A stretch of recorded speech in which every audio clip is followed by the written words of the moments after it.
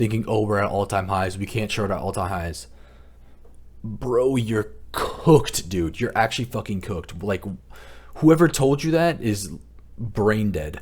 Welcome back, ladies and gentlemen. Today is October 7th, 2025, and here's how I made roughly around $1,700 trading the NASDAQ. And as you can see, the trade is on the screen right now. It was a beautiful little short continuation move towards an unfilled 15-minute gap.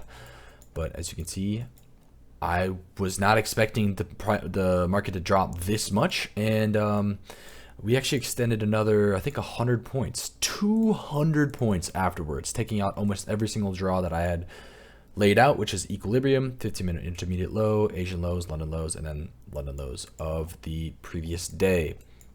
We're just consolidating right now, obviously, after a huge dip, but let's get into the trade recap. So starting today, we pre-market swept all-time highs, and in my Discord I basically said bullish until proven otherwise, basically saying, hey, I'm going to be looking for like any type of confluences that will allow us to take some longs to, again, the all-time highs that just happened.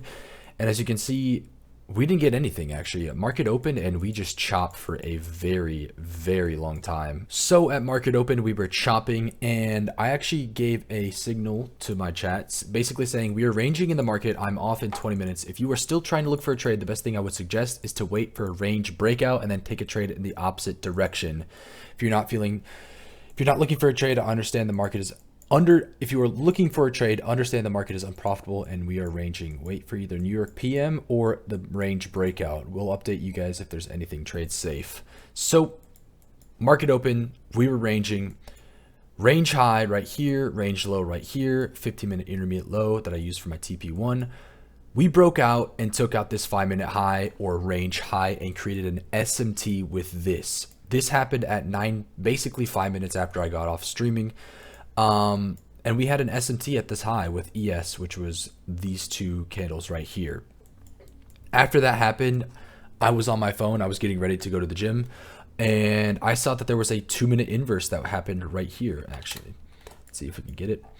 So this small little 2-minute inverse, and we inversed it perfectly. And that is when I decided to enter on my position. My break even was going to be this 5-minute low.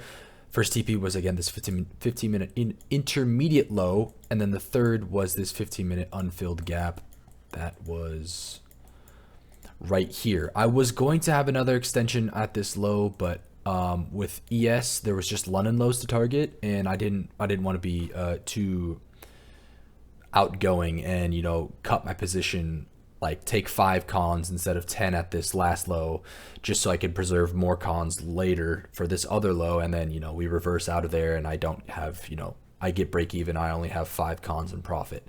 So as you can see, we flushed the downside almost immediately to take out the other range low, which was this TP1 that I had. Break even was right here. And as soon as we did that, as soon as we took out that 15-minute low, we reversed immediately back upwards to my break-even point, and I basically got off my phone.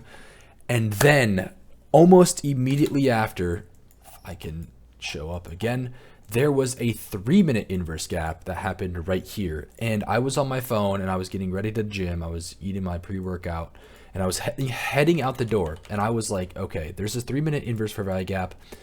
The draw is still there. We're getting some range still, but we're getting a lot more bearish pressure than bullish pressure. And especially with ES, there is basically, like, ES was just dumping and dumping, and NQ was kind of just ranging for the day. And I was thinking, okay, ES is pushing lower, and if ES is pushing lower, NQ will probably do the same. Let's see what happens with this 3-minute inverse. And I went out, I was walking to the gym, and I couldn't get any connection. I could not get any connection whatsoever. And when I got to the gym, I immediately got on, and we were already all the way down here. We already tapped this 15-minute gap. We were on, I honestly got lucky, and I got in basically halfway at this, like the beginning of this wick right here. Again, stops were right above this 3-minute gap. If I could stop right here.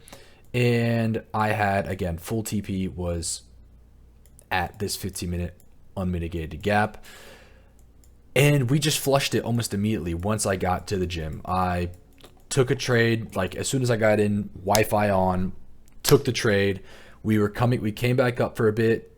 We actually inversed this 1 minute gap, and then we just flushed the downside. As you can see, 3 candles down, full TP. I preach this a lot in my psychology video as well, is that if you take a trade and let's say you lose a trade or you get break even on the trade, but your draw is still there and there's still like either buying or selling pressure towards that draw, you can re-enter that trade if your strategy presents itself. And for me, my strategy did present itself. There was an inverse gap. There was a clear draw, right? We had not on NQ, but on ES, there was just strong bearish pressure going to London lows, and then a new week opening gap, and then an hourly low right here.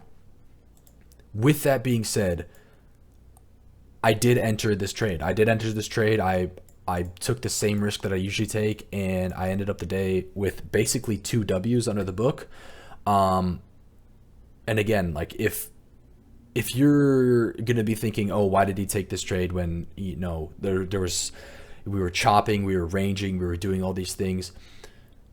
The draw was clearly there. My strategy presented itself again, and I had the same risk. If I took this, like, if I de-risked or if I over-leveraged, then that would have been different. But I took the same risk, same trade, same setup, and it happened.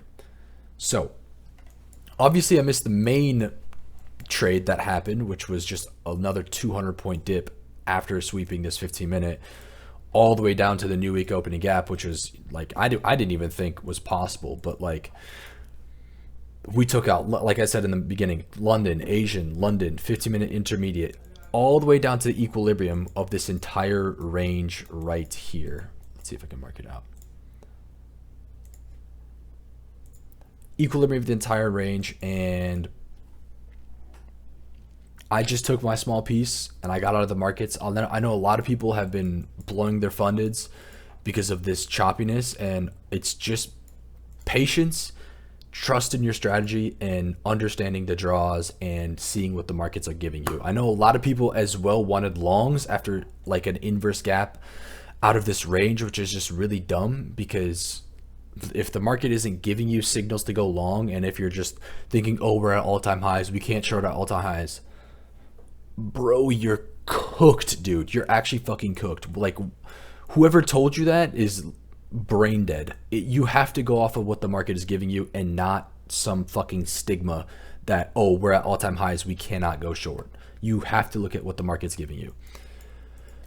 Anyway, decent trade today, up pretty big. Tomorrow's gonna low-key be mid as fuck because we have FOMC meetings, and then obviously Powell's gonna be speaking.